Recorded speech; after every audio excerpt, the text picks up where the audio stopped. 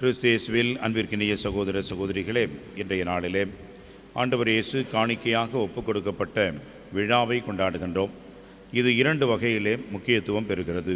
ஒன்று, ஆண்டவர் இயேசு காணிக்கையாக ஒப்புக் கொடுக்கப்பட்ட நாள் இந்த விழா என்பதும், அதைத் தொடர்ந்து அன்னை மரியாளுக்கு சுத்திகரம் செய்கின்ற நாளாகவும் இது கொண்டாடப்படுகிறது.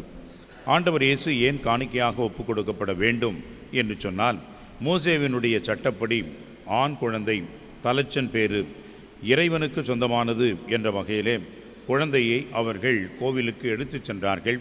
அந்த கோவிலிலே அவர்கள் காணிக்கையாக ஒப்பு கொடுத்தார்கள்.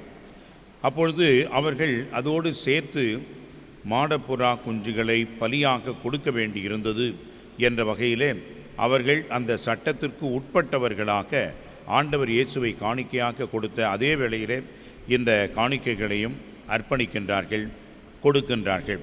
அதேபோன்று எருசலேமே சிமியோன் என்பவர் புதிதாக ஆண்டவர் இயேசுவினுடைய மீட்பை காணுகின்ற பேற்றை பெறுகின்றார். எனவே இஸ்ராயலுக்கு வாக்களிக்கப்பட்ட ஆறுதலை எதிர்பார்த்திருந்தவர், அவர் தூய ஆவியினால் நிரப்பப்பட்டிருந்தார் என்று அவரை பற்றி சொல்கிறது. எனவே அவர் மெசியாவை பார்ப்பதற்கு முன்பாக சாகவில்லை என்ற ஒரு உணர்வோடு இருந்தவர், இறைவனுடைய திருவுளத்தோடு அவர் வாழ்ந்தவர். அந்த வகையிலே மீட்பை அவர் கண்டுகொள்கிறார். எனவே உலகம் மீட்பை கண்டுகொள்கின்ற ஒரு நாளாக இன்று கொண்டாடுகின்றோம். ஆண்டவர் இயேசு இந்த உலகத்திற்கு மீட்பராக, மெசியாவாக அறிவிக்கப்பட்டு ஏற்றுக்கொள்ளப்படுகின்ற நாளாகவும், இயேசு தந்தை கடவுளுக்கு ஆண் குழந்தை தலைச்சன் பேறு என்ற வகையிலே காணிக்கையாக ஒப்புக் கொடுக்கப்பட்ட நாளாகவும் இன்றைக்கு நாம் சிறப்புகின்றோம். அதே வேளையிலே அன்னை மரியாவுக்கு சுத்திகரம் செய்கின்ற ஒரு நாளையும் இன்றைக்கு நினைவு கூறுகின்றோம். அதாவது, குழந்தை பேறு என்பதற்கு பிறகு ஒரு பெண் தீட்டாக இருக்கின்றாள்.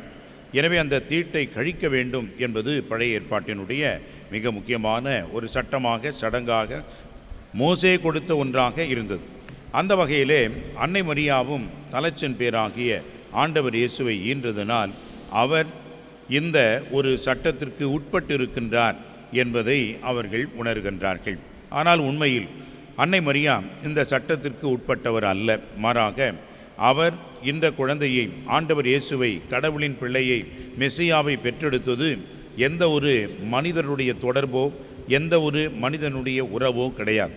மாறாக தூய ஆவியினால் அவர் கருத்தரித்து இந்த மகனை பெற்றெடுத்தார் என்பதன் அடிப்படையிலே இந்த தூய்மை சடங்குக்கு அவர் உட்பட்டவர் அல்ல.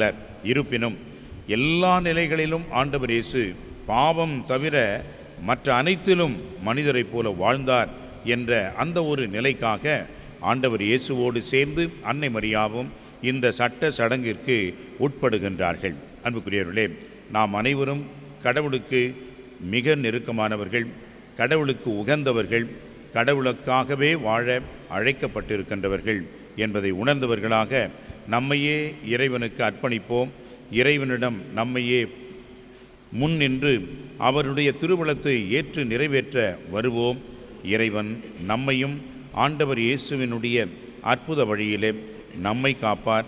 இயேசுவினுடைய உடனிருப்பு நமக்கு எல்லாவற்றையும் உணர்த்தும். அந்த வகையிலே நம்மையே காணிக்கையாக்கி, நம்முடைய குடும்பங்களை காணிக்கையாக்கி இறைவனுடைய அருளை தொடர வேண்டும் என்று இந்த திருப்பலியிலே நமக்காகவும் சிறப்பாக செபிப்போம்.